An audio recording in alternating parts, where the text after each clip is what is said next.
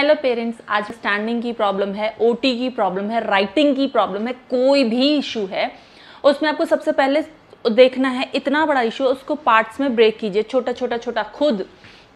जैसे राइटिंग का इशू है तो राइटिंग में क्या वो सेंटेंस नहीं लिख रहा, अगर सेंटेंस नहीं लिख रहा तो क्या वो लेटर्स लिख रहा है, वर्ड्स लिख रहा है। वर्ड्स लिख रहा है तो सेंटेंस पे काम कीजिए, नहीं लिख रहा तो वर्ड पे काम कीजिए। वर्ड्स भी नहीं लिख रहा और लेटर्स पे काम कीजिए, लेटर्स भी नहीं लिख रहा तो लाइंस पे काम कीजिए। सबसे पहले लाइंस बनाना सिखाइए। लाइंस बनाएगा प्रॉपर कर्व्स वाली, स्लैंटिंग, स्टैंडिंग, स्लीपिंग लाइंस, सारी लाइंस बनाना सिखाइए। उसके बाद लाइंस वाले वर्ड सिखाइए, उसके बाद कर्व वाले वर्ड सिखाइए। अगर कर्व लाइन वो अच्छे से डॉटेड लाइन पे ट्रेस कर पा रहा है तो ये तो है राइटिंग की बात कि बच्चा राइटिंग नहीं कर रहा। राइटिंग कर रहा है अगर तो लाइंस के अंदर नहीं कर रहा, लाइन के बाहर जा रहा है, तो सोचिए कि मैं क्या करूं कि वो लाइन के अंदर करे। इंग्लिश की राइटिंग है तो A4 साइज का पेपर लीजिए, उस पर बड़ी बड़ी जैसे इंग्लिश की लाइंस होती हैं वैसे लाइन बनाइए, बड़ी बड़ी, गैप ज़्यादा रखना है। और फिर अगर फिर भी वो उस पर नहीं कर पा रहा तो लाइंस को डार्क कर दीजिए, स्केच पेन से बनाइए, डिफरेंट कलर्स यूज़ कीजिए।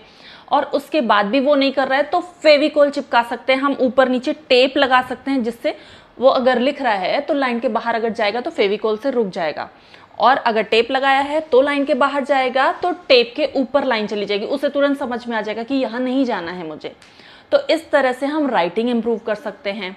अंडरस्टैंडिंग के लिए क्या है, अंडरस्टैंडिंग नहीं आ रही, अंडरस्टैंडिंग बात नहीं कर रहा, स्पीच नहीं है, तो सबके लिए अंडरस्टैंडिंग अगर नहीं आ रही है तो अंडरस्टैंडिंग में क्या क्या चीज़ें होती है। सबसे पहले चीज़ें जो हमें पता है सब कुछ, उसको क्या पता है, आप अंडरस्टैंडिंग को ब्रेक कीजिए। मतलब क्या उसको सारी चीज़ें जो मेरे पास है, फ्लावर उसे पता है, चार्ट उसे पता है, ग्लोब उसे पता है, पिलो पता है, टेबल पता है, फ़ोन पता है, उसको ये सब चीज़ें पता है? नहीं पता है, तो इसलिए अंडरस्टैंडिंग नहीं आ रही। तो ये सब चीज़ें उसको मैं कैसे बताऊँ? सोचिए हम कैसे बता सकते हैं। पिक्चर के थ्रू बता सकते हैं, नहीं। अगर पिक्चर से नहीं सीख रहा पिक्चर से, तो बोर्ड पे चलो हम आज फ़ोन ड्रॉ करेंगे, फ़ोन दिखाया उसको ओरिजिनल, इसको हम बोर्ड पे बनाएंगे। आप बनाइए और उसमें जो जो दिख रहा है वो उस पर बनाइए बोर्ड पे। उससे भी अगर नहीं सीख रहा है तो और कौन सा छोटा पार्ट हो सकता है जिससे हम उसको ये बता सकते हैं कि ये ऑब्जेक्ट ये है। एप्पल के बारे में बताना है, एप्पल का पिक्चर दिखा रहे हैं, नहीं समझ रहा, पिक्चर के साथ ओरिजिनल एप्पल रख के देखिए, एप्पल एप्पल एप्पल, ऐसे करके सिखा सकते हैं। एक्टिविटीज़ आपको खुद ढूंढनी है। एक चीज़ होती है कि हम सोचते हैं मेरा बच्चा ये नहीं कर रहा, दूसरी चीज़ होती है हम सोचते हैं हमारा बच्चा ये क्यों नहीं कर रहा, और तीसरी चीज़ होती है कि मैंने कितनी कोशिश की उसको कराने की, मैंने तो बहुत कोशिश की, मैंने तो बहुत सारे कार्ड्स दिखाए, वो कार्ड से तो कर नहीं रहा। तो क्या करना है, आप चेंज करो।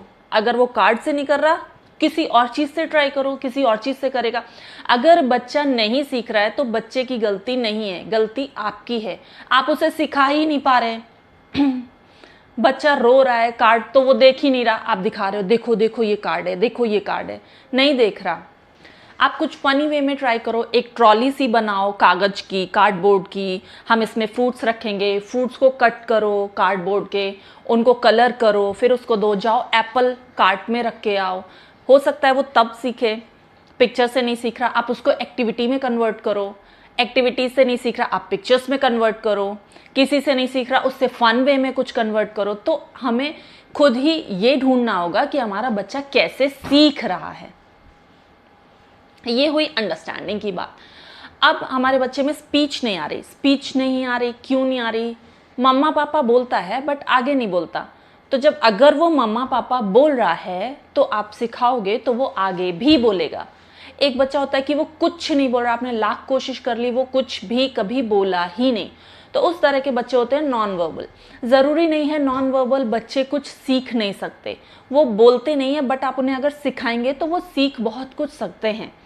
और ज़रूरी नहीं है कि हर बच्चा वर्बल हो जाए। जब बच्चा एक लेटर तक नहीं बोल पा रहा, इसका मतलब है बच्चा नॉन वर्बल है। आपने बहुत कोशिश कर ली, वो बोलना ही, थेरेपीज़ हो गई, घर पे ट्राई किया, सब कुछ किया, इसका मतलब वो बच्चा नॉन वर्बल है। आप उसको और चीज़ें सिखाने की कोशिश कीजिए। और अगर बच्चा वर्बल है और वो नहीं बोल रहा तो किस तरीके से हम बुलवा सकते हैं? लिप रीडिंग करवाइए सामने बिठा के, कार्ड्स दिखा के बुलवाइए, पहले लेटर्स बुलवाइए, लेटर्स अच्छे से बोलने आ जाएंगे, इससे वो ध्यान दे कि आप क्या बोल रहे हो। दिन में कई बार उसके फेस के सामने जाके लेटर बोलिए, ज़्यादा लेटर से एक साथ मत लीजिए, छोटा छोटा काम। मतलब हमें हर जो भी बच्चे को सिखाना है, हर चीज़ को हमें छोटी से छोटी यूनिट में डिवाइड करके उसको सिखाना है। और जब हमने सबसे छोटी यूनिट ले ली, मान लीजिए राइटिंग का एग्जाम्पल ले लें कि उसे लेटर लिखना भी नहीं आ रहा, सबसे छोटी यूनिट है लाइन ड्रॉ करना। अब उसे मैंने ऐसे 2 डॉट लगा दिए, लाइन ड्रॉ करना भी नहीं आ रहा, 2 डॉट को जोड़ के वो लाइन नहीं बना पा रहा। इससे छोटी यूनिट क्या हो सकती है, इससे छोटा क्या हो सकता है, इससे छोटा हो सकता है हमने बहुत सारे डॉट्स, बिल्कुल एक लाइन बना ही दी उसके लिए, उस पे वो लाइन ड्रॉ कर ले। अब वो पेपर पे नहीं कर रहा, इसको भी अब हमें सोचना है कि वो पेपर पे नहीं कर रहा, तो हमें अगला कैसे करना है।